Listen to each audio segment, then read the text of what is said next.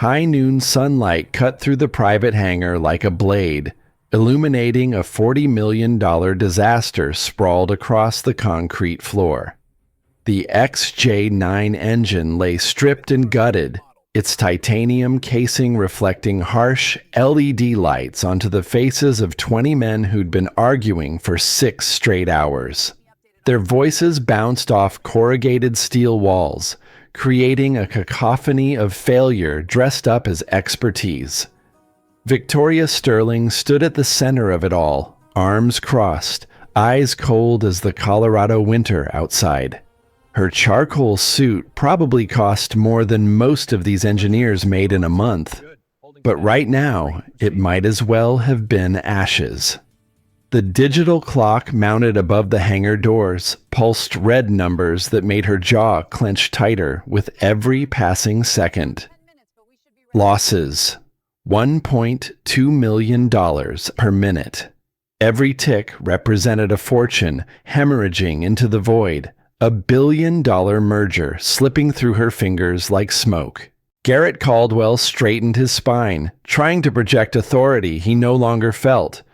51 years old, MIT educated, 26 years climbing the aerospace ladder until he'd reached the summit as Sterling Aerospace's chief technical officer. His salt and pepper hair was perfectly styled even now, his designer glasses catching the light as he gestured toward the gutted engine with the practiced confidence of a man who'd built an empire on borrowed brilliance. The words came out clipped, final, carrying the weight of expensive certainty. Impossible. The core is melted. Thermal anomaly we can't reverse. We need a complete unit replacement. $30 million. 24 hours minimum if I call in every favor I have. Victoria's expression didn't change, but something flickered behind her eyes. The kind of cold fury that had built a global empire from nothing now focused like a laser on the man she'd trusted for 17 years. Her voice cut through the hangar noise with surgical precision. 24 hours. My Singapore merger dies in 12. That deal represents 18 months of negotiation and $1.8 billion in combined valuation. You're telling me the technology I paid you to perfect is going to cost me everything? The metal wheels of an old tool cart squeaked against concrete, cutting through the tension. Every head turned. Marcus Bennett pushed his cart through the circle of engineers like a ghost passing through a gathering of the living. 42 years old, wearing grease-stained overalls that had seen better decades, work boots scuffed from years of hard floors and harder truths. His hands carried the calluses of a man who'd spent half his life making things work while others took the credit. In the corner behind him, a 9-year-old boy sat cross-legged on the floor, a sketchbook balanced on his knees, pencil moving in precise strokes across paper covered in technical drawings that would have impressed most graduate students. Marcus stopped 3 feet from the dead engine, his head tilted slightly, like a conductor hearing a symphony no one else could detect. The fluorescent lights caught the silver threading through his dark hair, premature gray earned through nights of worry and days of invisible work. His voice came out quiet, but carried across the hangar with unexpected authority. It's not impossible. The effect was immediate. Laughter erupted from the circle of engineers, nervous energy finding release in mockery. One of them, a young hotshot from Stanford, actually doubled over. Another muttered something about janitors who watched too much YouTube, but Caldwell's face went pale beneath his tan, and for just a moment, recognition flickered in his eyes before he buried it beneath layers of practiced disdain. Caldwell stepped forward, placing himself between Marcus and the engine like a wall. Who let the maintenance staff into a secure technical area? This is a violation of every protocol we have. Security should have stopped you at the door. Tyler's pencil stopped moving. The boy looked up from his blueprint, dark eyes taking in the scene with the kind of calm that comes from having watched his father be underestimated his entire short life. 6 hours earlier, dawn had barely broken over Denver's north side when Marcus cracked eggs into a pan that had seen better decades. The apartment was small, the kind of place where you could touch both walls of the hallway if you stretched, but it was clean. The kind of clean that comes from someone who understands that dignity isn't measured in square footage. Photographs lined one wall, a gallery of better times. Rachel Bennett smiled from a dozen frames, frozen in moments before the cancer, before the hospital vigils, before the funeral that had left Marcus and Tyler to figure out how two people become a family when half their foundation disappears. 3 years. Long enough that Tyler had stopped crying at random moments. Not long enough that the boy didn't still talk to his mother's photograph when he thought his father couldn't hear. Tyler sat at the small kitchen table, textbook open, but his attention focused on the sketchbook beside it. His pencil moved with the kind of precision that didn't belong in 9-year-old hands. The blueprint taking shape showed a turbine system with tolerances measured in thousandths of an inch. Most kids his age drew stick figures. Tyler drew engines. Marcus slid the eggs onto a plate, added toast that was slightly burned on one edge because the toaster only had 2 settings, barely warm or charcoal. The words came naturally, the same lesson Marcus had been teaching since Tyler was old enough to understand. Remember what we talked about yesterday? About the difference between what people see and what's actually true? Tyler nodded without looking up from his drawing. You said machines don't lie. Only people who read their data lie. Close. Machines can't lie. They don't know how. When something breaks, it's trying to tell you the truth. Your job is to listen better than the noise around you. Marcus set the plate down, studying the blueprint his son had created. The detail was staggering. The proportions were perfect. The kid had never seen a professional schematic, but somehow he understood the language of engineering like it was coded into his DNA. They ate in comfortable silence, the kind that comes from spending every waking moment together. Then Marcus walked Tyler to school, both of them bundled against the November cold that turned breath into fog. The elementary school sat at the edge of a neighborhood that straddled the line between working class and barely hanging on. Marcus recognized that line. He'd been walking it for 20 years. The 3 boys appeared before they reached the gate. 12 years old, maybe 13. The kind who had already learned that cruelty was easier than kindness. The leader, a stocky kid with a Letterman jacket 2 sizes too big, stepped into their path with the confidence of someone who'd never faced real consequences. His voice dripped with practiced contempt. Hey Bennett, how's your dad's janitorial empire? My dad says he saw him scrubbing toilets at the airport. Said it's pathetic. A grown man who can't even... Tyler's hand tightened around Marcus's fingers, but the boy didn't look away. Didn't cry. Just absorbed the blow like he'd learned to absorb all the others. Marcus knelt down, bringing himself eye level with his son. His voice stayed soft, meant only for Tyler's ears, but the words carried weight that would last longer than any playground insult. Son, listen carefully. A man's worth isn't written on his name tag. It's written in what he does when nobody's watching. In 20 years, these boys will understand that truth. Right now, they're too young and too scared to see it. But you already know. That's why you're stronger than they'll ever be. Tyler's jaw set, that stubborn Bennett determination that ran through bloodlines like iron through ore. The boy nodded once, squeezed his father's hand, then walked through the gate without looking back at his tormentors. Marcus watched until Tyler disappeared into the building. Then he turned and headed for work, the weight of single parenthood and secret genius settling back onto shoulders that had carried both for so long they'd stopped feeling the burden. Denver International Airport sprawled across 53 square miles of Colorado plains, a monument to human ambition and engineering excess. Marcus clocked in at the maintenance office, grabbed his assignment sheet, and spent the morning doing the work nobody else wanted. Cleaning hangar floors, replacing hydraulic seals, calibrating pressure sensors on equipment that cost more than he'd make in 5 lifetimes.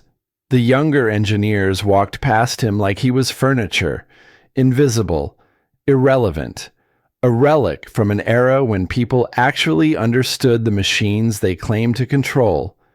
But Marcus had learned something in his 20 years of exile. Invisibility was a superpower. While the MIT graduates stared at computer screens, he listened to the engines. While they ran simulations, he felt the vibrations that told him a compressor blade was developing a stress fracture 3 weeks before their precious algorithms would detect it. He kept notebooks, dozens of them, filled with observations that would have revolutionized the industry if anyone had cared to ask a janitor what he thought. Nobody asked. The phone call came at 11:47 a.m. Marcus was in Hangar 4, replacing a worn seal on a cargo plane's landing gear assembly, when his supervisor's voice crackled through the radio clipped to his belt. "Bennett, drop everything. Hangar 7, emergency. They need every set of hands." The words carried an edge Marcus had never heard before. Real fear. The kind that came from watching millions of dollars turn into worthless metal. He radioed back confirmation, grabbed his cart, and headed for Hangar 7 at a pace just short of running. Tyler would be out of school in 3 hours. Marcus had promised, like he promised every day, to be there at the gate at exactly 3 p.m. Rain or shine, emergency or routine. Some promises you kept no matter what the world threw at you. The scene in Hangar 7 stopped him cold. The XJ9 engine dominated the space, stripped down to its core components, surrounded by enough diagnostic equipment to stock a small laboratory. 20 engineers in various states of dishevelment argued in clusters, their voices rising and falling like a dysfunctional orchestra. Laptop screens glowed with data streams that meant nothing to anyone who couldn't read the language of catastrophic failure. And in the center of it all stood a woman Marcus recognized from industry magazines and business news segments, Victoria Sterling, self-made billionaire, aerospace industry disruptor. The kind of success story they wrote case studies about at Harvard Business School. She looked nothing like her magazine covers. Those showed a woman in command, confident, untouchable. The woman in this hangar wore the same designer suit, the same perfect composure, but her eyes told a different story.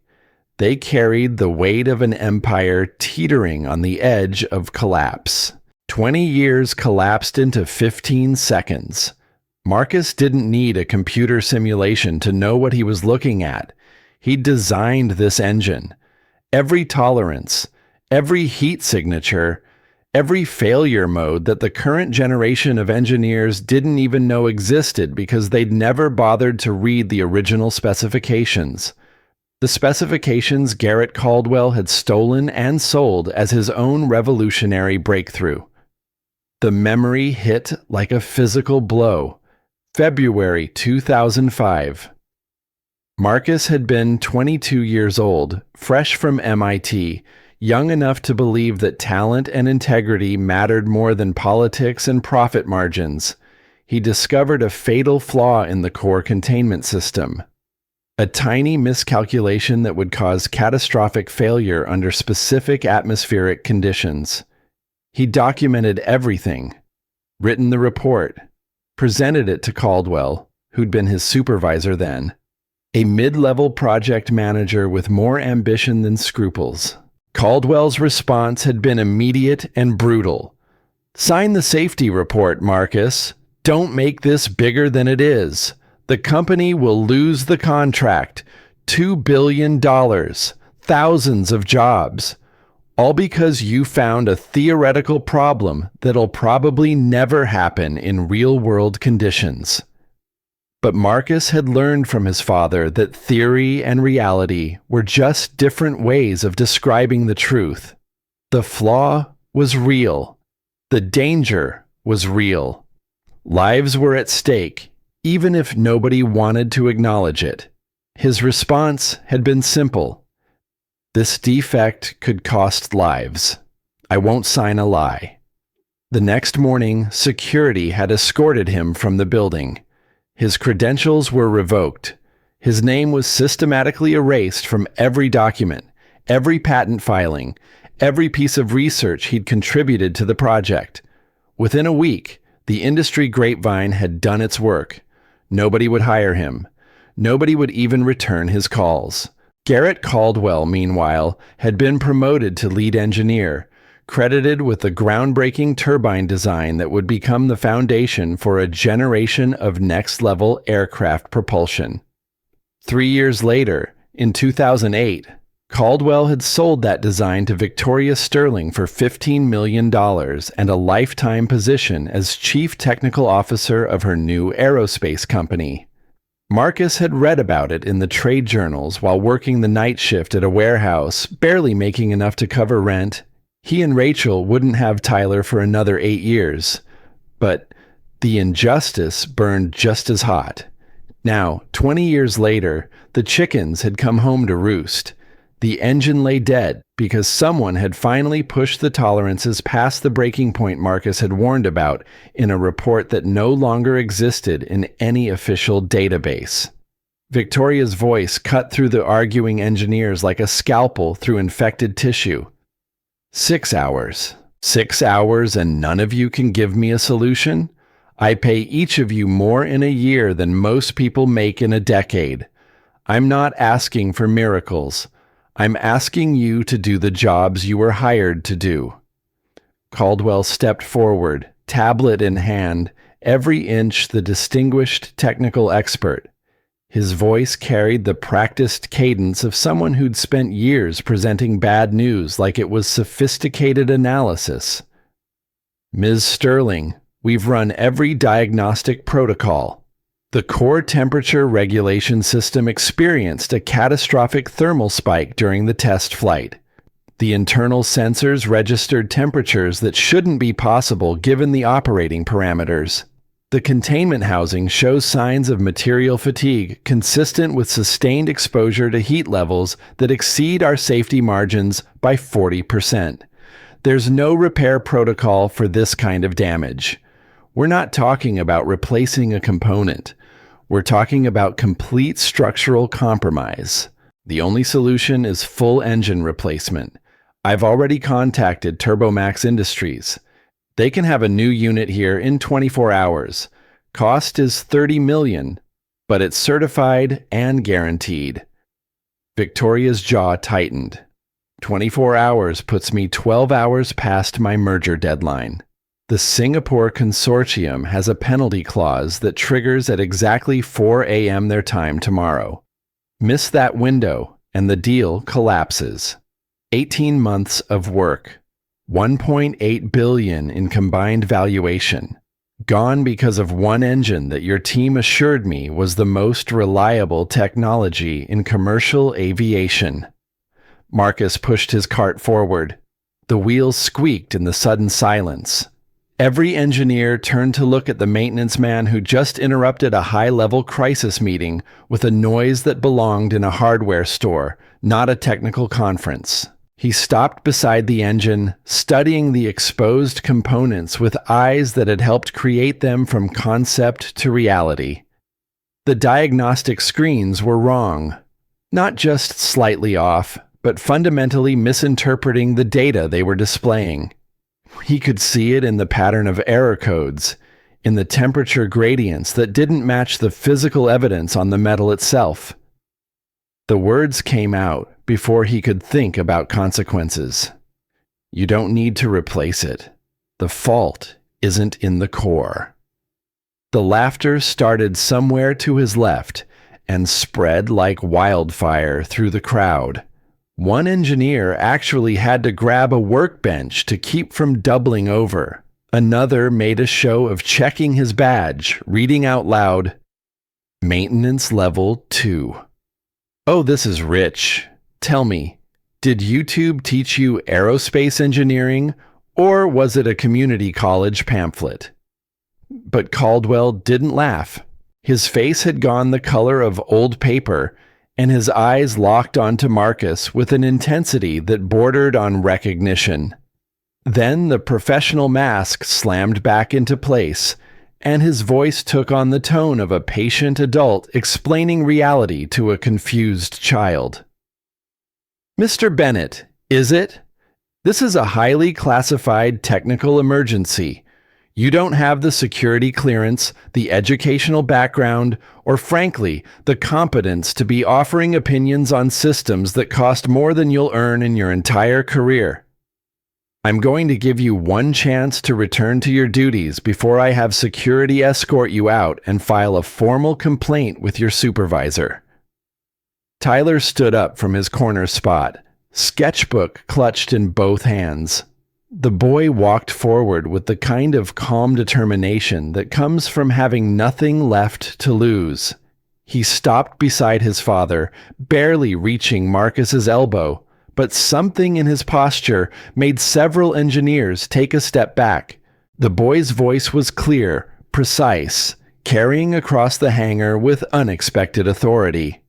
Your data says the core melted, but the heat signature doesn't support that conclusion.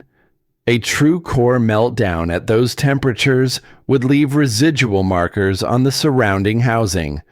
The containment shell would show specific discoloration patterns. It doesn't. My dad taught me that machines don't lie. Only the people interpreting their data lie. The silence that followed was absolute. 20 of the country's top engineers stared at a 9-year-old boy who just challenged their combined expertise using logic they couldn't immediately refute. Marcus felt pride surge through his chest, followed immediately by fear. Tyler had just painted a target on both their backs, but the boy was right. The metal told a story the computers weren't reading. He knelt down, pulling the old leather notebook from his cart's bottom drawer. The cover was cracked, the pages yellowed with age, but the drawings inside were pristine. Blueprint after blueprint, calculations in Marcus's precise handwriting, dates stamped in the upper corners. He flipped to the first page and held it up to the light. The technical drawing showed the XJ9 engine in its original conception. Every measurement, every tolerance, every potential failure mode documented with the kind of obsessive detail that came from knowing lives depended on getting it right. And at the bottom, a signature. Marcus Bennett, lead design engineer. February 2005. Victoria stepped closer, her heels clicking on concrete. She took the notebook from his hands with surprising gentleness, studying the drawing with eyes that had spent years learning to spot forgeries and frauds. Her finger traced the date. Then her gaze shifted to Caldwell, then back to Marcus. And something in her expression shifted from anger to something harder to name, betrayal, maybe, or the dawning realization that the empire she'd built had foundations made of lies. Her voice came out barely above a whisper. This is dated 5 years before Caldwell presented his revolutionary turbine breakthrough to my acquisition team. 5 years before I paid him $15 million and gave him a lifetime position based on technology he claimed to have pioneered. Caldwell's face flushed red. That's clearly a forgery. He probably drew that last week and backdated it. Anyone with basic software can fake a timestamp. You're going to trust a janitor with a notebook over 17 years of proven results and documented expertise? But Victoria wasn't looking at Caldwell anymore. She was looking at Marcus with the kind of intensity that comes from recognizing your own blindness. All the pieces were clicking into place. The technology that had seemed too advanced for its time. Caldwell's inability to explain certain design choices. The way he'd always deflected technical questions to subordinates.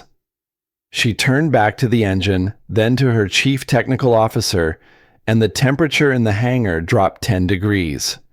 The words came out cold, precise, final. Mr. Bennett, you have 10 minutes to prove your assertion. If you're wrong, or if you cause 1 cent of additional damage, I will personally ensure you face every legal consequence available. I will sue you for professional negligence, for interfering with a secure operation, for damages that will follow you for the rest of your life. She paused, letting that sink in. But if you're right, if you can identify the actual fault while my 20 expert engineers stood here for 6 hours, accomplishing nothing, then I owe you considerably more than an apology. Victoria turned to Caldwell with eyes that could cut steel. You're suspended pending review. Step back from the engine, Connor Whitfield. A young engineer near the back straightened, his face pale with the sudden attention. You'll assist Mr. Bennett. Provide whatever access or resources he requires. Everyone else, clear the immediate area. The clock starts now. The digital display flickered to a new countdown. 10 minutes remaining. Marcus stood slowly, feeling the weight of 20 years of silence about to break. Tyler moved beside him, sketchbook still clutched in one hand, the other reaching for his father's calloused palm. Their fingers intertwined. 2 generations of Bennett men, standing in a hangar full of people who'd underestimated them both, about to prove that truth doesn't need credentials.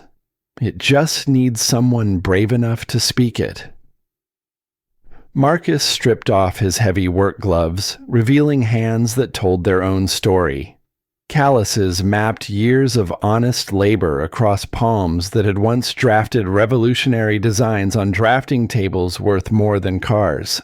He pressed both hands flat against the XJ9's titanium casing, fingers spread wide, eyes closing as if in prayer. The metal was cold. Residual heat from the failed test run long since dissipated into the November air that seeped through gaps in the hangar's massive doors. Connor Whitfield edged closer, tablet clutched like a lifeline.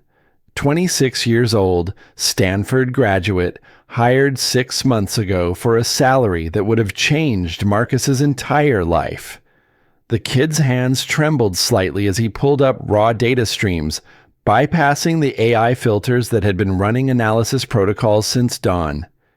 His voice came out uncertain, the confidence of expensive education cracking under the weight of actual consequence. Mr. Bennett, what exactly are you looking for?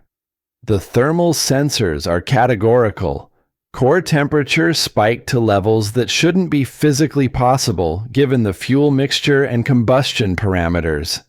Every model we've run confirms complete structural compromise. Marcus didn't open his eyes. His breathing slowed, deepened, as if he was listening to music only he could hear. The hangar fell silent except for the distant rumble of jets taking off from the main runways, their engines singing songs Marcus had helped write decades ago. The words came out soft, meant for Connor but carrying to every corner of the space. Machines have heartbeats. You learn to feel them if you stop trusting screens and start trusting metal. This engine isn't dead. It's scared. There's a difference. His palms moved across the surface, following seams and joints with the precision of a surgeon examining a patient. Temperature differentials told stories the sensors missed. Expansion patterns revealed truths buried in raw data that algorithms discarded as statistical noise. Marcus had learned this language when computers were still using punch cards, back when engineers actually understood the physics underneath their calculations. Connor's fingers flew across his tablet, stripping away layer after layer of automated filtering. The raw sensor data looked like chaos, numbers jumping and spiking in patterns that made no sense according to conventional analysis protocols. But then he isolated the 14 Hz frequency band, the range most AI systems automatically classified as ambient vibration interference. His breath caught. Wait, there's a phantom signal, a feedback loop that shouldn't exist in a properly functioning system. The AI filtered it out because it looked like environmental noise, but Marcus opened his eyes, a ghost of a smile crossing his face. But it's not environmental. It's the engine trying to tell us where the real problem lives. Pull up the thermal variance map. Focus on the secondary cooling system, not the primary core. The screen shifted, displaying a three-dimensional heat map that looked like abstract art. Most engineers would have focused on the bright red core, the obvious disaster zone. Marcus's finger stabbed at a small yellow section near the perimeter, an area so insignificant that the diagnostic software had literally cropped it out of the summary report. There, the thermal balance valve. It's registering 0.04 millimeters of expansion. Doesn't sound like much, but in a precision system, it's the difference between a whisper and a scream. Denver's humidity today is 78%, high for altitude. That seal was already compromised, and the moisture caused just enough swelling to trigger a false positive thermal alarm. The CPU did exactly what it was designed to do: shut everything down to prevent a meltdown that wasn't actually happening. Connor stared at the data, then at the engine, then back at the data. His expensive education was fighting against the evidence his own eyes were showing him. But the core temperature readings are lies told by a faulty sensor interpreting data through the lens of a manufacturing defect nobody bothered to check for. You're trying to perform heart surgery on a man who just has a fever. Tyler stepped forward, his sketchbook open to a page covered in notations that looked like a hybrid of mathematics and music. The boy's voice carried the kind of certainty that comes from having learned to trust his own eyes over other people's certainty. Connor, look at timestamp 11 to 11:15. The data stream jumps. It's not smooth. Someone edited it. The engineer's face went pale as he zoomed into the timeline Tyler indicated. The 9-year-old was right. The data wasn't organic. 15 minutes of sensor readings had been deleted and replaced with manufactured numbers designed to tell a specific story. A story that pointed every diagnostic arrow at an expensive, irreparable core failure. Connor's hands shook as he checked the edit metadata. User ID G. Caldwell. Modified at 6:47 a.m. this morning, 3 hours before the emergency call went out. The implications hit the hangar like a physical force. 20 engineers who'd been watching from the periphery pressed closer, their skepticism transforming into something uglier. Betrayal. The recognition that someone they trusted with technical authority had deliberately sabotaged their analysis. Marcus climbed onto the maintenance scaffold, his tool cart rattling as he pulled it alongside. The equipment inside looked like it belonged in a museum. A manual calibration key, the kind they stopped manufacturing 15 years ago when everything went digital. Precision micrometers that required actual skill to use instead of just reading a screen. Tools that demanded understanding, not just data input. He worked with the focused intensity of a man who'd spent 2 decades waiting for this moment. Every adjustment measured in thousandths of an inch. Every movement deliberate, economical, the product of knowledge so deep it had become instinct. His hands moved like a pianist's, finding the rhythm of repair that younger engineers had forgotten existed. Tyler watched from below, his sketchbook now closed, dark eyes tracking every motion his father made. The boy had seen Marcus fix 1,000 broken things in their small apartment, watched him coax life back into machines everyone else had declared garbage. But this was different. This was his father reclaiming something that had been stolen, proving in front of witnesses that the truth doesn't care about credentials or titles or the lies people tell themselves to justify their failures. Marcus's voice drifted down, barely audible, speaking to the engine like it was a living thing. I know you're not broken, you're just confused. Let me help you remember how to breathe. Connor cleared his throat, his professional facade cracking to reveal something almost like awe. Mr. Bennett, the thermal balance valve assembly. If we adjust it manually, we bypass the digital failsafe. If you're wrong about the core integrity, we could trigger an actual catastrophic failure. The explosion would kill everyone in this hangar and take out half the building. I know. I wrote the safety protocols 20 years ago. Marcus didn't look down, his attention fixed on a seal smaller than a wedding ring. But I'm not wrong.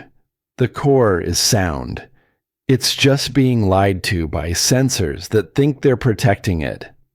15 minutes into the repair, Marcus found what he'd suspected from the beginning. The seal around the thermal balance valve showed a cut so precise it could only have been made with a technical blade. Not damage from wear or stress. Deliberate sabotage executed by someone who knew exactly which component to compromise for maximum diagnostic chaos with minimum visible evidence. He pulled out his phone, hands steady despite the rage building in his chest, and photographed the cut from 3 angles. The images were damning. This wasn't mechanical failure. This was murder dressed up as malfunction. The photos hit Victoria's phone with a soft chime that might as well have been a gunshot.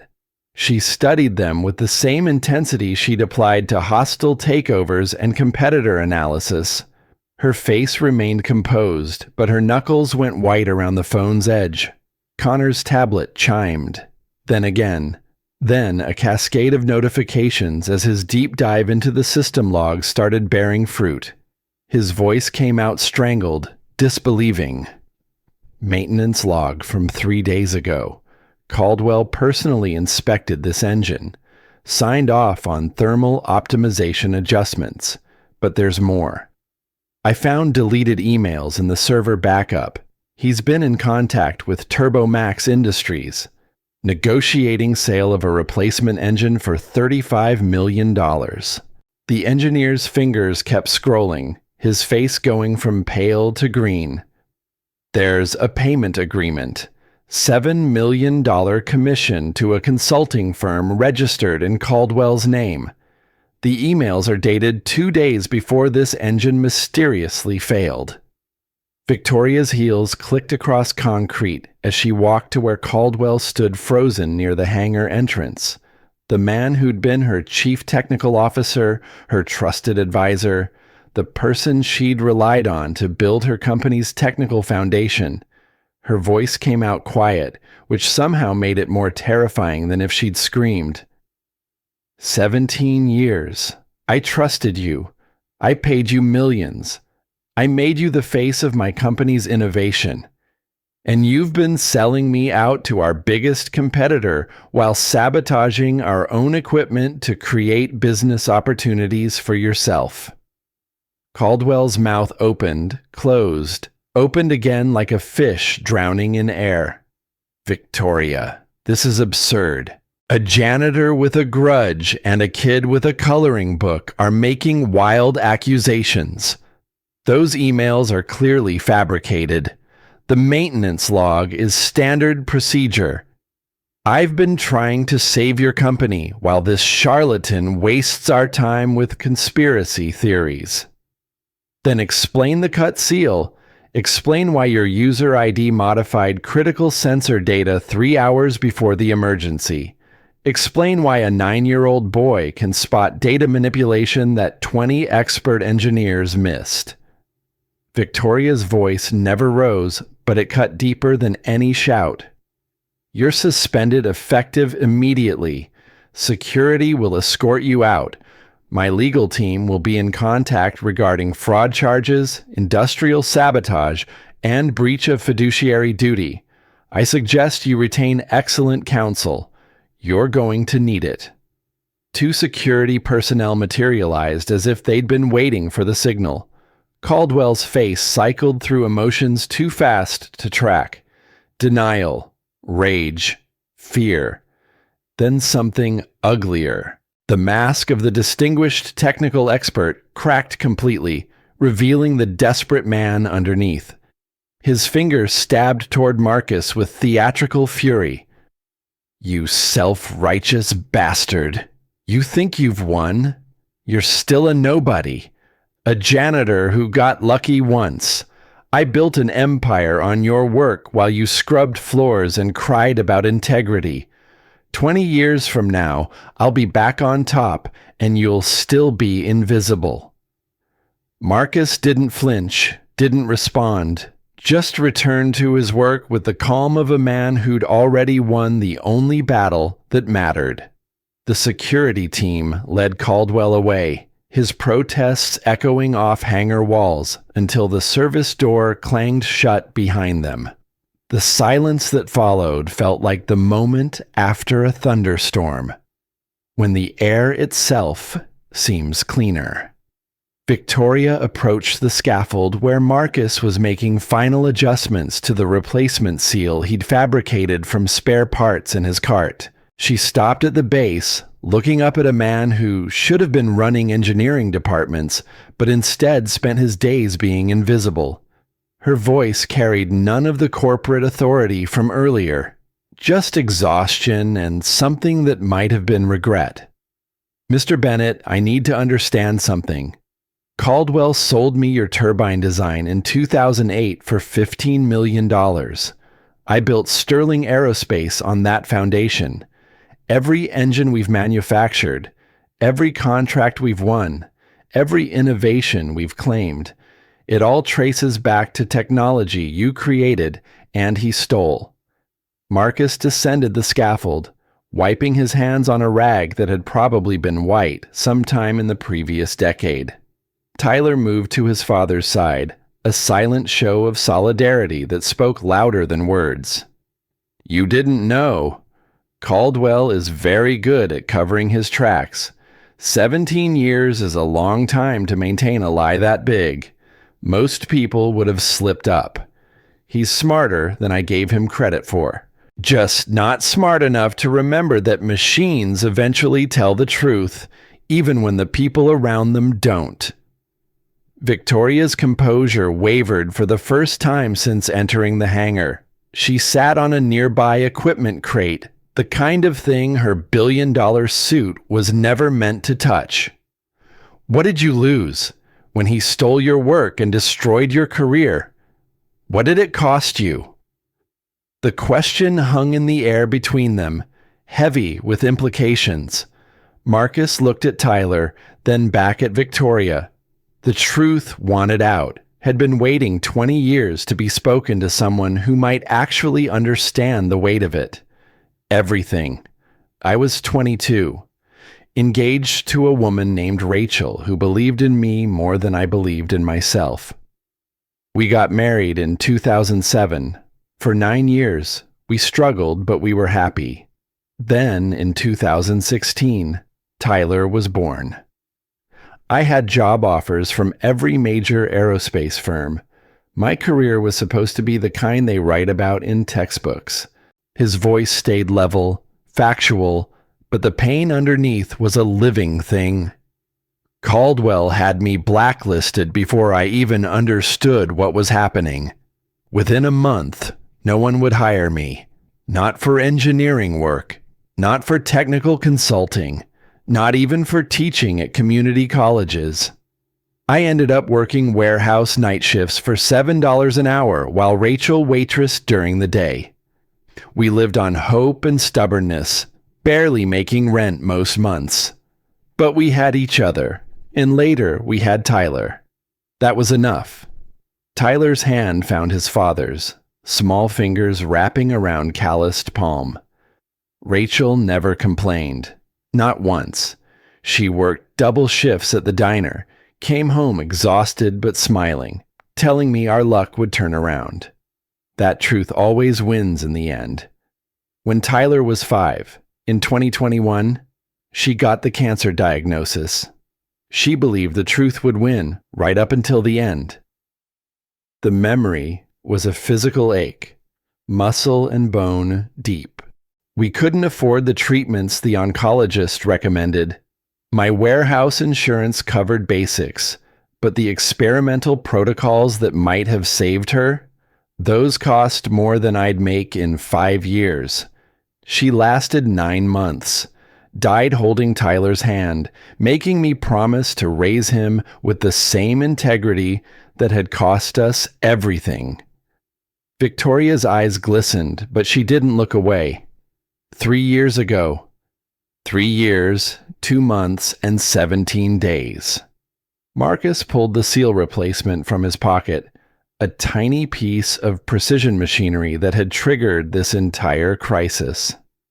She told me at the end that she was proud, that she'd rather die married to an honest man with empty pockets than live in a mansion built on lies. I've tried to teach Tyler the same lesson. Some days I wonder if I'm raising him right, or just passing down my own stubborn refusal to compromise. Tyler's voice piped up, clear and certain. Mom was right. You're teaching me right.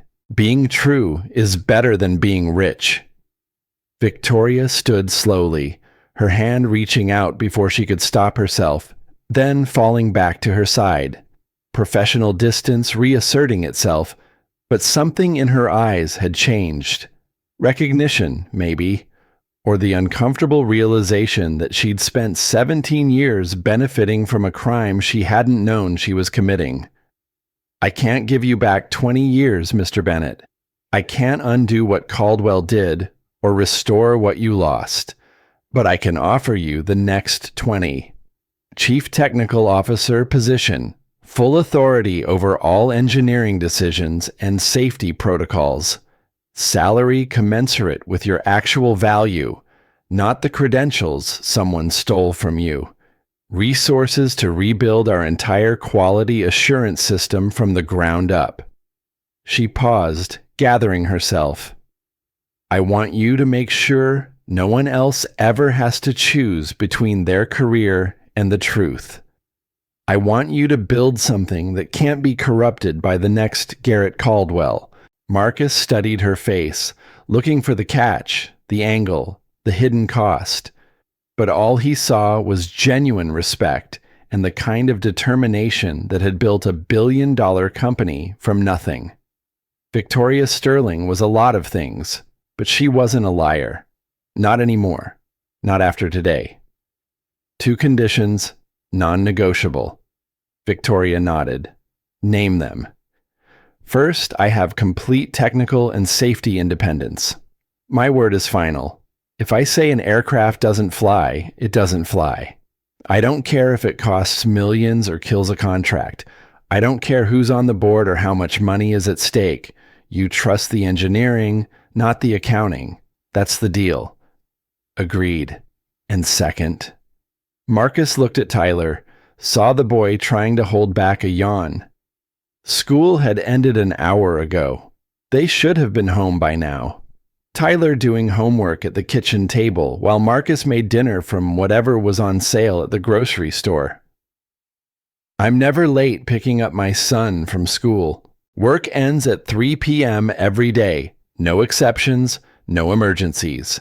Tyler gets dropped off at 8:15 and picked up at 3, and I'm there for both. Rain, shine, crisis, or routine. My son is the only engine I can't replace, and he deserves a father who keeps his promises. Victoria's smile was small but genuine, the first real emotion besides anger she'd shown all day. Those terms will be in the first paragraph of your contract, in bold letters. Welcome back to aerospace engineering, Mr. Bennett. Welcome back to the career that should have been yours all along. The digital clock above the hangar entrance pulsed its merciless countdown. 7 hours and 45 minutes until the Singapore merger deadline.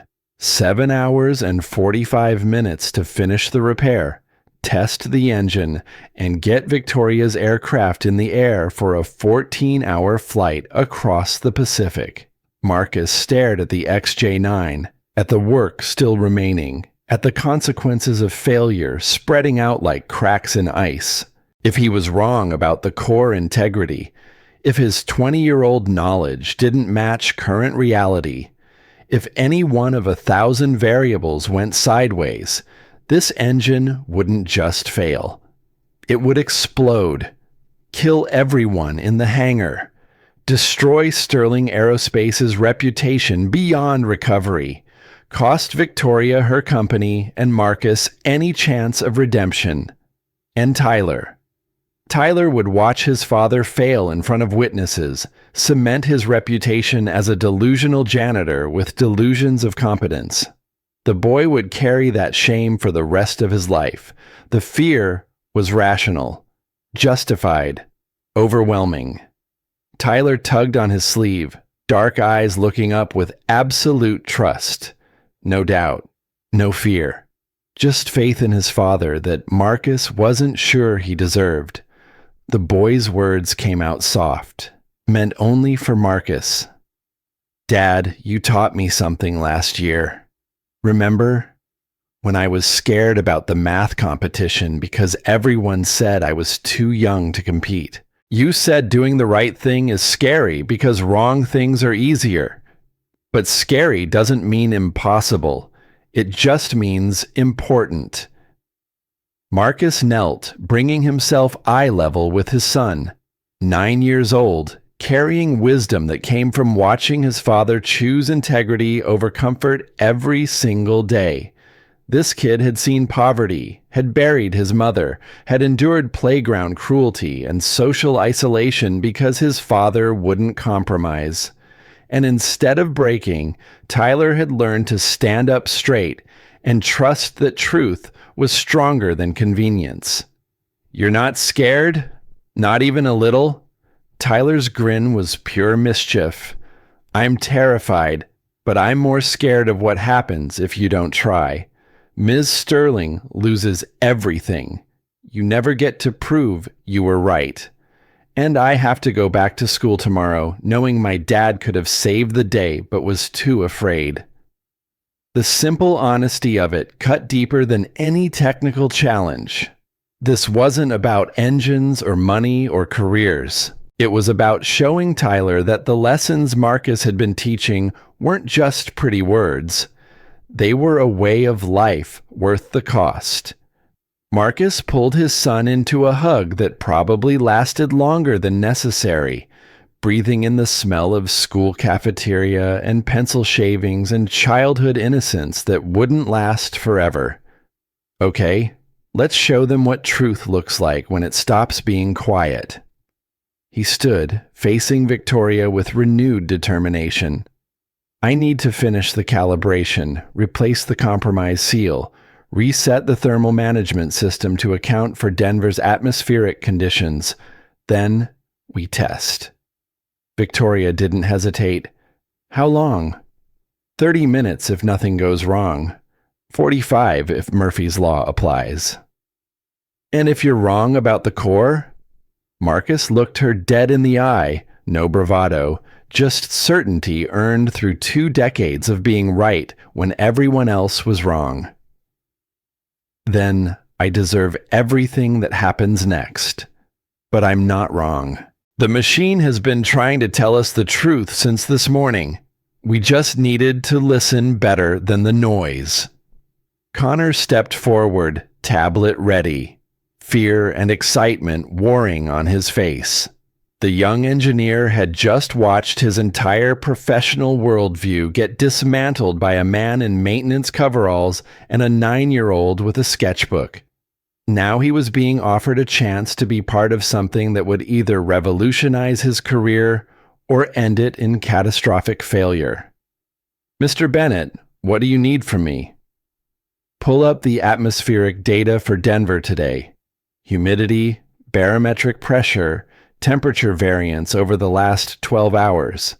I need to calibrate for reality, not laboratory conditions. This engine is going to fly in real air, not computer simulations." The next 33 minutes passed in focused silence. Marcus worked with the precision of a surgeon, each adjustment measured against standards that existed only in his memory and experience. Connor fed him data, learning more about practical engineering in half an hour than he'd absorbed in 4 years at Stanford. Tyler watched from his corner, sketchbook open again, drawing the scene with the kind of detail that would have impressed courtroom artists.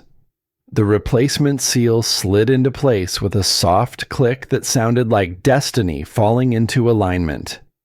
Marcus ran through final checks, his hands moving in patterns that looked almost like ritual, testing tolerances, verifying connections, listening to the metal for any whisper of wrongness. Finally, he descended the scaffold one last time, wiped his hands, looked at Victoria with an expression that was either complete confidence or excellent poker face. "It's ready. Clear the intake area. Tell everyone to step back to minimum safe distance. If I'm wrong, you'll want to be behind something solid when this goes sideways." The hangar cleared to the perimeter. 20 engineers pressed against walls, some hopeful, most skeptical, all terrified of being part of whatever happened next. Tyler refused to move from his corner, sketchbook clutched like armor, jaw set in Bennett's stubbornness that recognized no such thing as safe distance. Connor's hand hovered over the master ignition control, shaking badly enough that the tablet rattled against the console. "Mr. Bennett, if this fails, the investigation will find that I was wrong, and you followed the orders of a ranking technical officer. You'll be fine. I'll be the one answering questions." Marcus placed his hand on the younger man's shoulder, steadying it. "But we're not going to fail. Trust the engineering. Trust that machines tell the truth when humans finally learn to listen." The digital clock hit 7 hours and 15 minutes remaining. Connor's finger pressed down. The ignition sequence began with a high whine that sounded like the engine was screaming. 3 seconds of noise that convinced every engineer in the hangar they were about to die. Marcus didn't flinch, didn't move, just watched the turbine like a father watching his child take their first steps. Then the scream transformed, deepened, found its rhythm. The whine became a growl, became a roar that shook dust from overhead beams and made the hangar floor vibrate like it was alive. The XJ9 engine wasn't just running, it was singing. Perfect pitch, perfect power. The kind of mechanical symphony that made 20 engineers simultaneously realize they'd spent 6 hours being catastrophically wrong. Connor's tablet lit up green across every diagnostic panel. Temperature stable, pressure optimal, efficiency rating climbing to 99.8%, higher than factory specifications, higher than any test run in the engine's documented history. Marcus had done more than fix it. He'd perfected it, tuned it to Denver's specific atmospheric conditions with the kind of precision that couldn't be taught from textbooks or learned from simulations. This was knowledge earned through decades of touching metal and listening to truths that computers couldn't quantify. Tyler's sketchbook fell from nerveless fingers. The boy's face split into a grin so wide it looked painful. And then he was running, sprinting across the hangar floor with complete disregard for protocol or safety, launching himself at his father with the kind of faith that made Marcus catch him without thinking. The words burst out of Tyler loud enough to carry over the engine's roar. "You did it, Dad! You actually did it!" Victoria stood in the center of the hangar, wind from the intake system whipping her hair across her face. Expensive suit completely forgotten. She was watching Marcus hold his son, watching 2 decades of vindication playing out in real time, watching the impossible become inevitable because one man had been stubborn enough to remember the truth. The engine settled into a steady purr, idling at peak efficiency, ready to carry her across an ocean and save the deal that would cement her legacy. But right now, all she could see was the janitor who just saved her empire while teaching his son that integrity was worth more than safety. That truth demanded courage. That sometimes the right answer comes from the person everyone underestimated. She pulled out her phone, fingers steady, despite the adrenaline still coursing through her system. 2 calls. First to Singapore, confirming her aircraft would depart on schedule. Second to her legal team, unleashing them on Garrett Caldwell with instructions to pursue every criminal and civil remedy the law allowed. Then she walked to where Marcus stood with Tyler still wrapped around him, both of them grinning like lottery winners. She waited until Marcus set the boy down, until she had his full attention. "Mr. Bennett, the engine is ready. My plane leaves in 6 hours, which means you have exactly 5 hours and 45 minutes to get home, make dinner, help with homework, and tuck your son into bed. Because tomorrow morning at 8 a.m. you start your new job. And I suspect you're going to want at least 1 good night's sleep before you begin rebuilding my entire technical division." Marcus checked his watch. 3:47 p.m. He'd missed pickup time by 47 minutes, the longest he'd ever been late in 3 years of perfect attendance. Tyler grabbed his hand, squeezing hard. "It's okay, Dad. Today, being late was the right thing. Mom would understand." And somewhere in Marcus's chest, something that had been broken for 20 years started to heal. Not completely, never completely, but enough to remember what hope felt like when it wasn't just a word.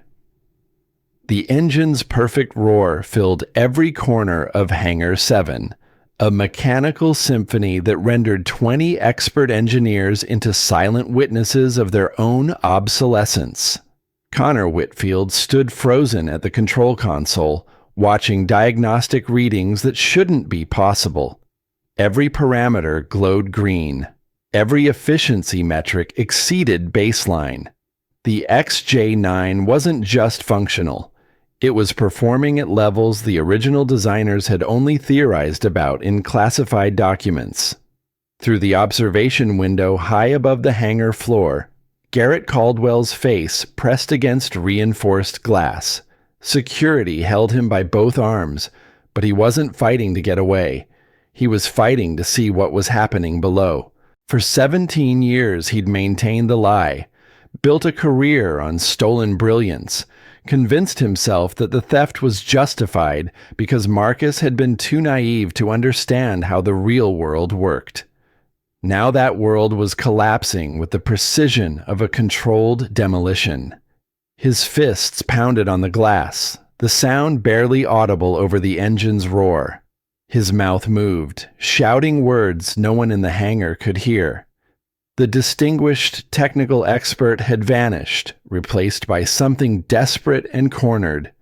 Victoria didn't even glance up at the window.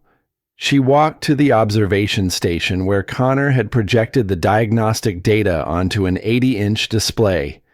Numbers scrolled in real time, each one another nail in Caldwell's professional coffin.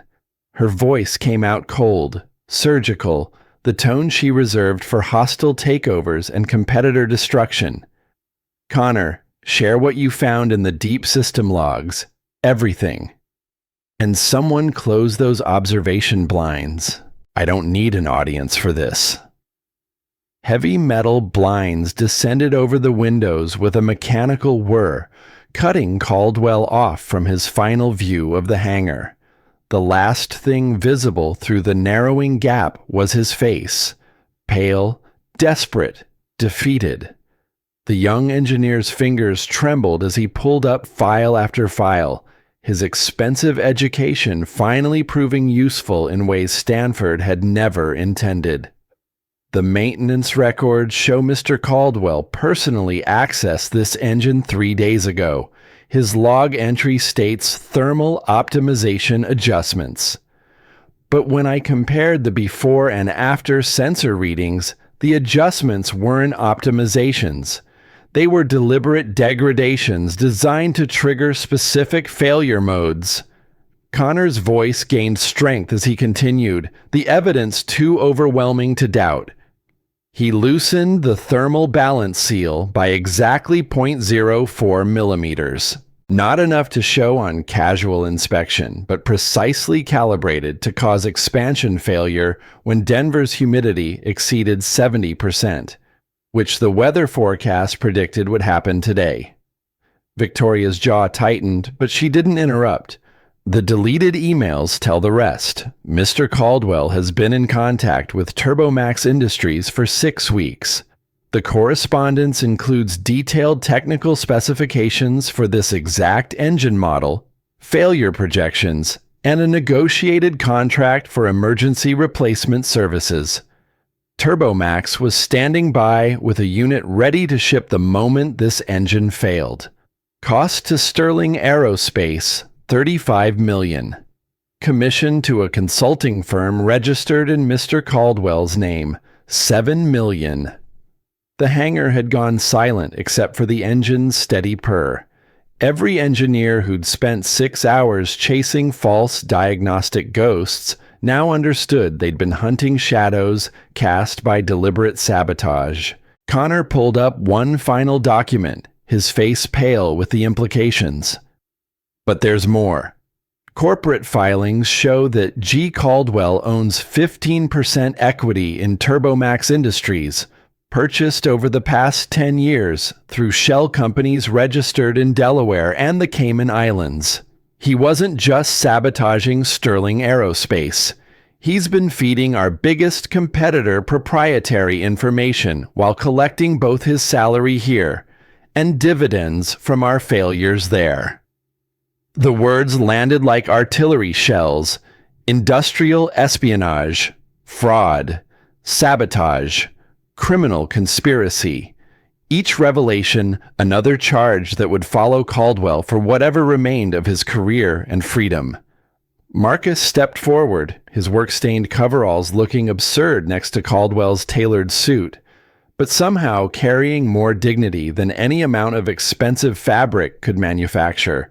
He'd waited 20 years for this moment, imagined it 1,000 different ways during late nights when Tyler slept, and the apartment was too quiet, and the ghosts of what might have been wouldn't leave him alone.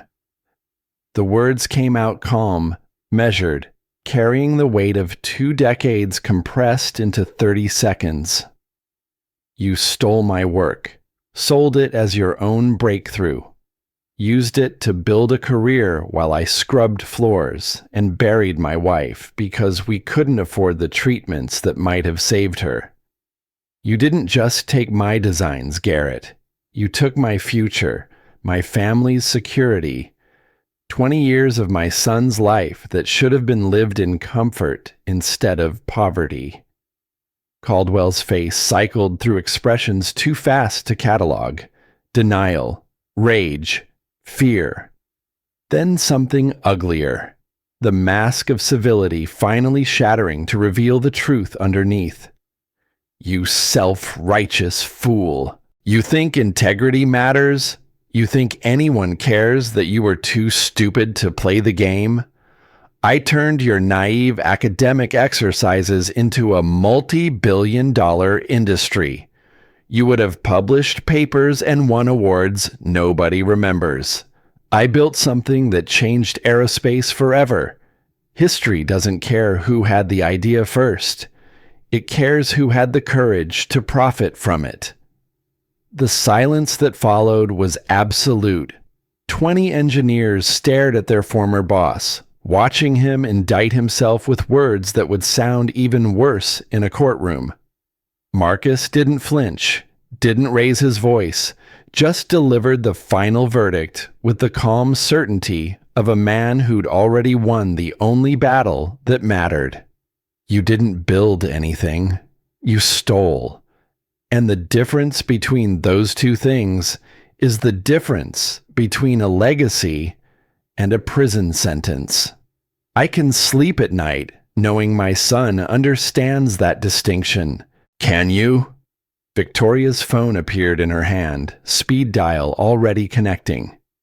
Legal, this is Sterling. I need you in Hangar 7 immediately. Bring contracts for immediate termination with cause. Criminal referral packages for the FBI and FAA. Full forensic audit authorization for all technical systems and financial records associated with Garrett Caldwell for the past 17 years. She paused, her eyes locked on Caldwell with the kind of focus that had destroyed larger men than him. And contact our litigation partners. I want simultaneous federal and civil actions filed within 48 hours. Fraud, industrial espionage, sabotage, breach of fiduciary duty, everything the law allows, and several things it probably doesn't. This man built his career on theft and nearly destroyed my company for profit. I want him to spend the next decade explaining that to judges. Victoria turned to the hangar entrance, where 2 additional security personnel stood waiting. Escort Mr. Caldwell from the premises, not just the hangar, off airport property entirely. He's to have zero access to any Sterling Aerospace facility effective immediately. Through the closed observation window above, they could hear muffled shouting, fists pounding on glass. Then silence as the security team outside finally pulled Caldwell away from the window.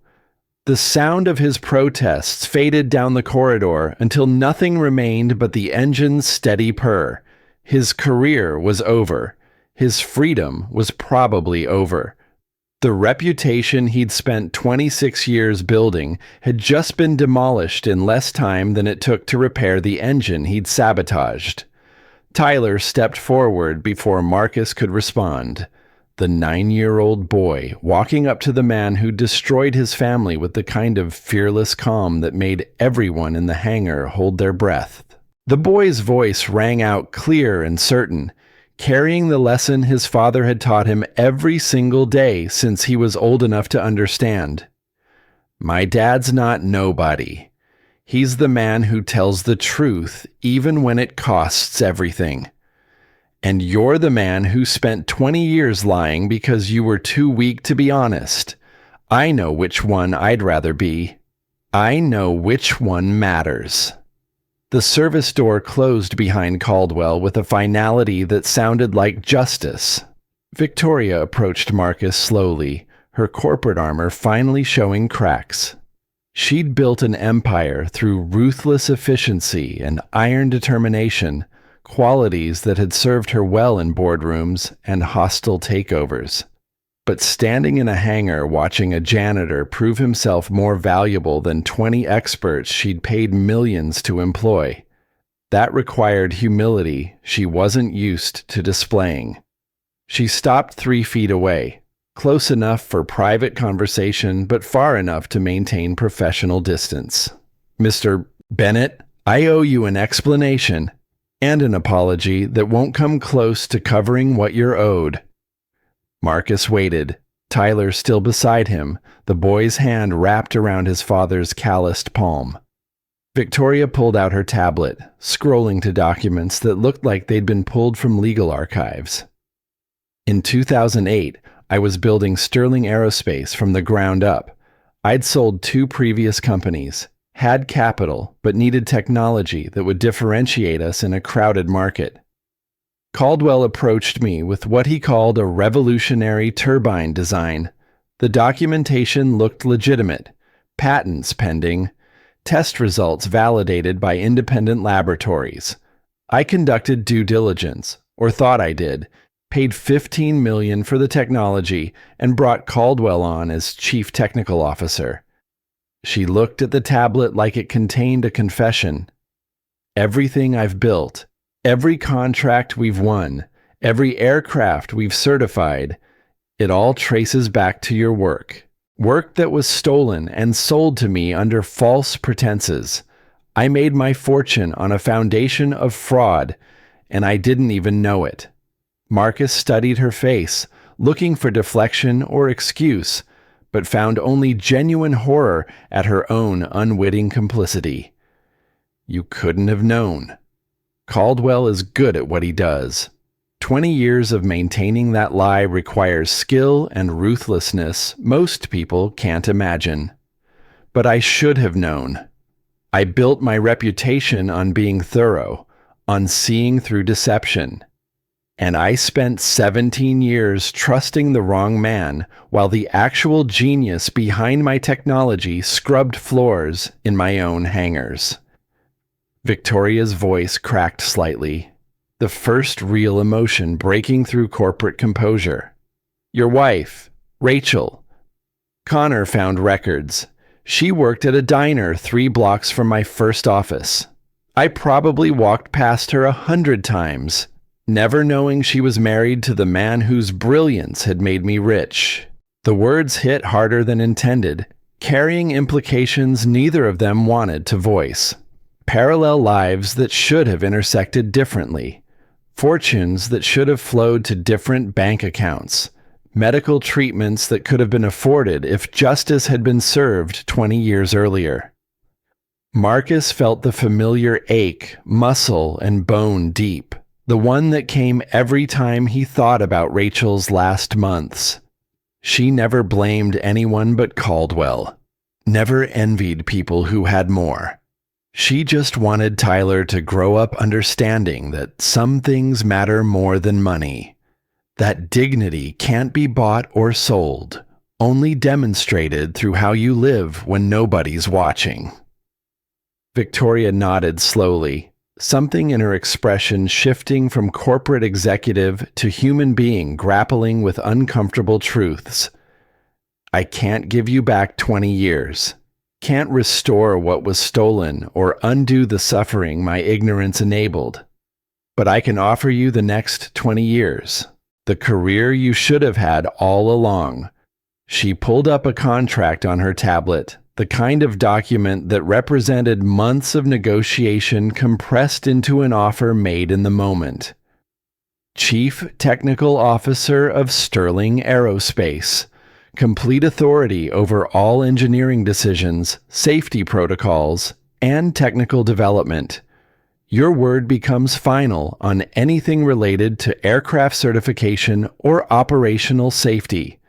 Salary commensurate with your actual value. And I mean your value, not what the industry thinks a title is worth. Marcus didn't reach for the tablet. What about the people who just spent 6 hours proving they're not qualified for the jobs they currently hold? The engineers who missed obvious sabotage while trusting faulty diagnostics? They'll be reassigned or terminated based on their willingness to adapt to new standards. You'll rebuild the technical division from the ground up. Hire people who understand that machines don't lie and expensive degrees don't replace genuine competence. Create a culture where someone like you would never be dismissed because they're wearing the wrong clothes or holding the wrong credentials. Tyler tugged on Marcus's sleeve, drawing his father's attention down. The boy's eyes were wide, but not with fear, with hope. The kind that comes from watching impossible things become possible in real time. Marcus looked back at Victoria, measuring the offer against 20 years of hard-learned caution. 2 conditions, non-negotiable. If you can't meet them, I walk out of here tonight, and tomorrow I'm back to changing hydraulic seals on cargo planes. Victoria didn't hesitate. Name them. First, I have complete technical and safety independence. My word is final on anything that affects flight operations or passenger safety. I don't care if it costs millions. I don't care if it kills a lucrative contract. I don't care who's on your board or how much political pressure gets applied. You hired me to keep your aircraft safe. That means sometimes I'm going to ground expensive equipment or delay profitable operations because the engineering says no. That's the job. Take it or leave it. Victoria's response was immediate. Agreed. What's the second condition? Marcus's hand tightened around Tyler's. I'm never late picking up my son from school. Work ends at 3 p.m. every day. No exceptions, no emergencies that can't wait until tomorrow. I drop Tyler off at 8:15 and I'm there at the gate at 3 to pick him up. Rain, shine, crisis, or routine. Some promises matter more than any job, and I won't break this one. Ever. The hangar went quiet, every engineer suddenly fascinated by their shoes. In an industry where 80-hour weeks were badges of honor and family sacrifices were expected costs of ambition, Marcus had just declared that his son mattered more than his career. Victoria's smile was small but genuine, the first real warmth she'd shown all day. Those terms will be written into the first paragraph of your contract in bold letters. Sterling Aerospace will operate on the principle that the people who design safe aircraft should have the time to be present for their own families. If we can't build a company culture that respects both engineering excellence and human priorities, we don't deserve to be in business. She extended her hand. Welcome back to aerospace engineering, Mr. Bennett. Welcome back to the career that should have been yours 2 decades ago. Marcus shook her hand, feeling calluses meet corporate manicure, 2 different worlds finding common ground in mutual respect. Not friendship, not romance, just the professional recognition between 2 people who'd both learned expensive lessons about truth and deception.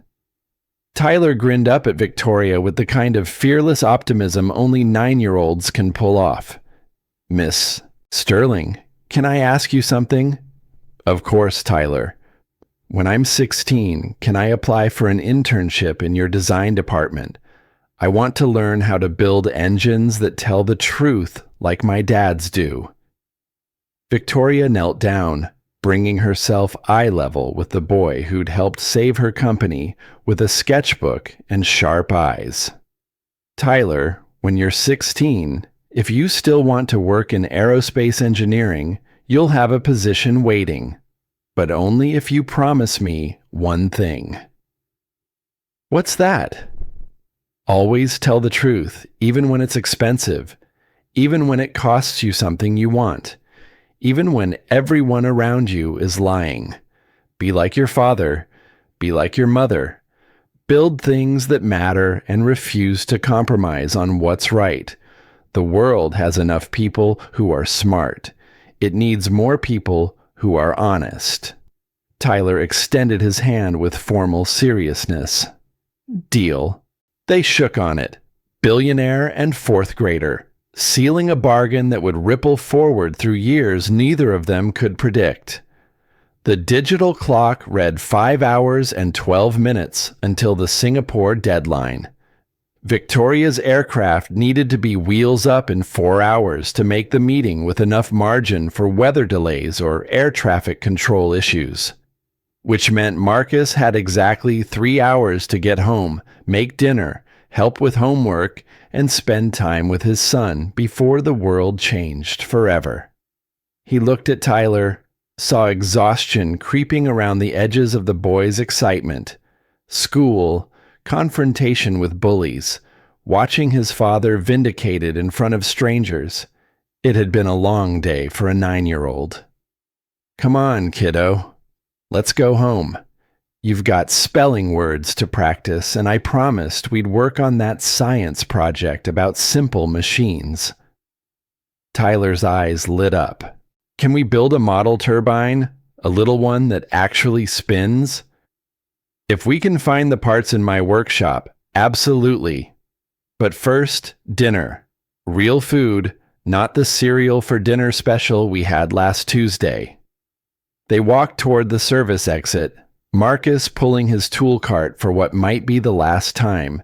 Tomorrow he'd have an office, a real budget, authority that came with responsibility instead of invisibility.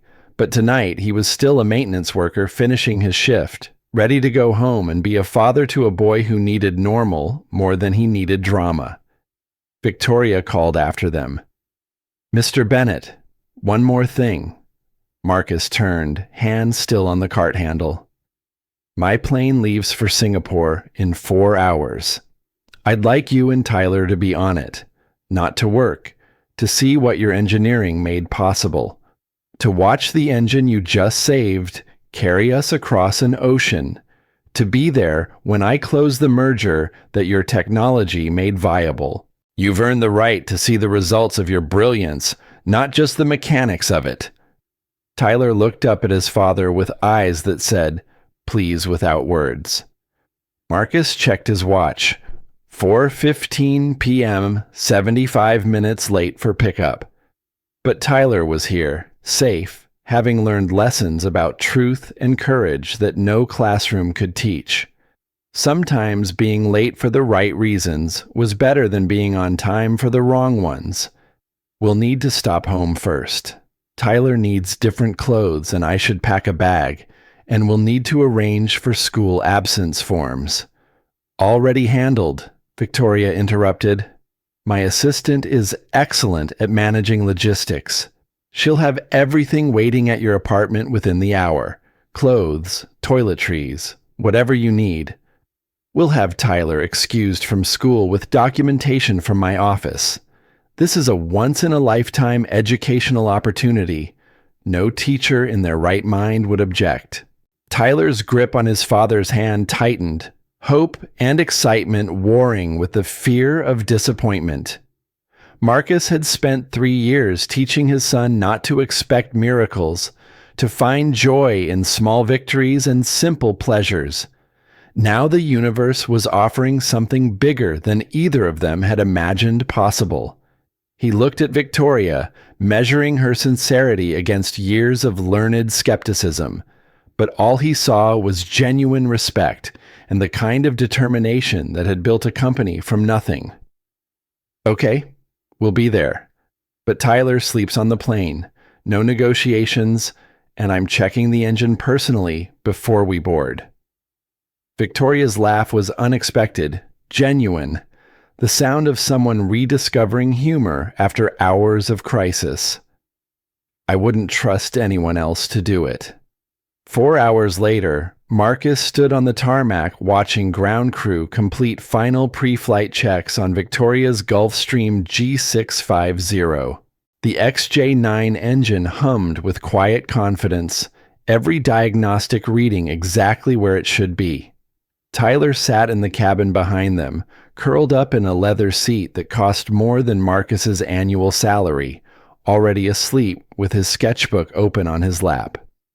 Victoria emerged from the cabin, trading her ruined suit for travel clothes that probably still cost more than a used car, but at least looked comfortable.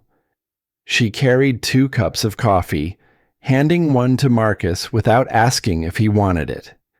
They stood in companionable silence, watching Denver's light spread out like a circuit board beneath a sky full of stars, invisible from the city, but present nonetheless. Your wife would be proud. Victoria's voice was soft, almost lost in the ambient noise of the airport. Marcus took a sip of coffee, feeling the heat cut through the November cold. She'd probably be furious I was late picking up Tyler. Then she'd laugh and say some rules are made to be broken for the right reasons. What was she like, if you don't mind me asking? The question carried genuine curiosity, not social obligation. Marcus found himself wanting to answer, to share Rachel with someone who might understand what her loss had cost beyond the obvious. Stubborn. Brilliant in ways that had nothing to do with school or careers. She saw people clearly, understood their motivations before they did themselves. She knew Caldwell was dangerous the one time I introduced them, called it immediately. Said he had the eyes of someone who'd sell his own mother if the price was right. Marcus smiled at the memory, bittersweet, but no longer quite as painful. When I got blacklisted, when everything fell apart, she never once suggested I should have compromised, never blamed me for choosing integrity over income. She waitressed while pregnant, worked doubles when Tyler was a newborn, and the only time I ever heard her complain was when she got the cancer diagnosis. And even then, she wasn't complaining about dying. She was angry she wouldn't get to see what kind of man Tyler would become. Victoria was quiet for a long moment, her coffee steaming in the cold air. I was married once, brief, disastrous. He wanted access to my money and connections more than he wanted me. I discovered the affairs 3 months before he died in a car accident. He left me everything in his will, including documentation of how he'd been embezzling from my companies for years. I've spent the last 2 years trusting balance sheets more than people. She looked at Marcus with eyes that had learned expensive lessons about deception. Then, today, a man in coveralls proved himself more trustworthy than everyone I'd paid millions to rely on. Kinda makes you rethink your metrics for measuring value. Marcus met her gaze, understanding passing between two people who'd both been betrayed by those they'd trusted. Not romance, not even the beginning of romance. Just recognition that sometimes the most important relationships are built on respect rather than attraction. People lie because they're scared. Machines can't lie because they don't know fear. That's why I prefer engines to boardrooms. Much more honest communication. Victoria laughed again, a sound that seemed to surprise her as much as it surprised Marcus. I'm going to put that on a plaque in my new Chief Technical Officer's office, right above the part about never being late to pick up your son. The boarding call came through, professional and efficient. Time to leave Denver behind, fly toward Singapore, and futures neither of them could fully predict. Marcus headed for the stairs, then paused, turning back. Ms. Sterling, one question. Why me? You could hire any engineer in the world. Offer enough money and credentials don't matter. Why take a chance on someone you met 6 hours ago? Victoria considered the question with the seriousness it deserved. Because in 6 hours, you did what 20 experts couldn't do in 6 months. Because you raised a son who had the courage to challenge adults when everyone else stayed silent. Because when I offered you everything you'd lost, you didn't ask about salary. You asked about time with your child. That's the kind of priority system I want building my aircraft. She smiled, small but genuine. And because someone who spent 20 years being invisible while maintaining their integrity is exactly the kind of person who'll tell me no when everyone else is too scared to speak truth to power. I don't need yes men, Mr. Bennett. I need someone who remembers what honesty costs and chooses it anyway. Marcus nodded, accepting the answer because it rang true in ways that went deeper than words. He climbed the stairs, found Tyler still sleeping in the luxury cabin, and settled into a seat that felt absurdly comfortable after years of warehouse floors and cramped apartments. The engine spooled up. Marcus's repair work translated into thrust that would carry them across an ocean. As the wheels left the runway, Tyler stirred, opened his eyes, looked out the window at Denver shrinking below them. The boy's voice was sleep-rough, but clear. "Dad, is this real? Are we actually flying to Singapore because you fixed an engine nobody else could fix?" Marcus pulled his son close, feeling the weight of 20 years lifting like morning fog. "Yeah, buddy. It's real. Sometimes truth wins. Not always. Not even usually. But when it does, it's worth every cost we paid to keep it alive." Tyler nestled against his father's shoulder, already drifting back toward sleep. Mom would have loved this. She would have. She absolutely would have. The cabin lights dimmed as the Gulf Stream climbed toward cruising altitude. Victoria worked on her laptop in the front section, preparing for negotiations that would reshape the aerospace industry.